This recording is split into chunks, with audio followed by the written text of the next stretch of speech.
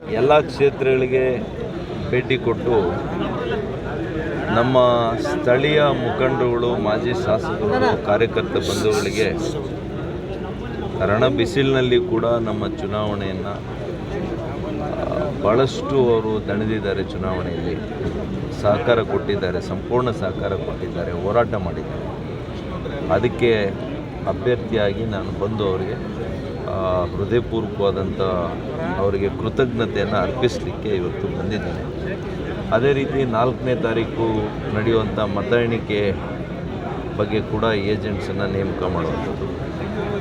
3ನೇ ತಾರೀಕು ನಡೆಯುವಂಥ ವಿಧಾನ ಪರಿಷತ್ನ ಚುನಾವಣೆಯಲ್ಲಿ ನಮ್ಮ ಎರಡೂ ಪಕ್ಷದ ಮೈತ್ರಿ ಅಭ್ಯರ್ಥಿಯಾಗಿರ್ತಕ್ಕಂಥ ಆ ದೇವೇಗೌಡರನ್ನು ಕೂಡ ಮತ್ತೊಂದು ಅವಧಿಗೆ ಗೆಲ್ಲಿಸಲಿಕ್ಕೆ ಒಂದು ಪ್ರಚಾರವನ್ನು ಮತ್ತು ಆ ಒಂದು ಸಭೆಯಲ್ಲಿ ಕೂಡ ಪ್ರಸ್ತಾವ ಮಾಡಿರುವಂಥದ್ದು.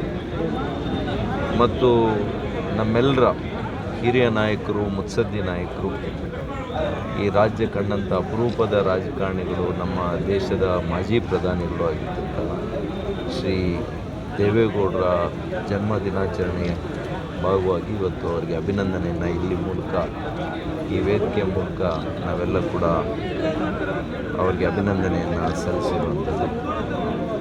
ಹೀಗೆ ಈ ಕ್ಷೇತ್ರದಲ್ಲಿ ಚುನಾವಣೆಯ ಒಂದು ಅಂದಾಜನ್ನು ಯಾವ ರೀತಿ ಫಲಿತಾಂಶ ಬರ್ಬೋದು ಅಂತೇಳಿ ಅವರವರ ಮಾತುಗಳಲ್ಲಿ ನಮ್ಮ ಹಿರಿಯ ಮಾಜಿ ಶಾಸಕರುಗಳು ಕೆಲವು ವಿಚಾರಗಳನ್ನು ಪ್ರಸ್ತಾವ ಮಾಡಿದ್ದಾರೆ. ಹಾಗಾಗಿ ಇದು ಮುಂದಿನ ದಿನಗಳಲ್ಲಿ ನಾನು ಅವರಿಗೆ ಮಾತು ಕೊಟ್ಟಿದ್ದೇನೆ.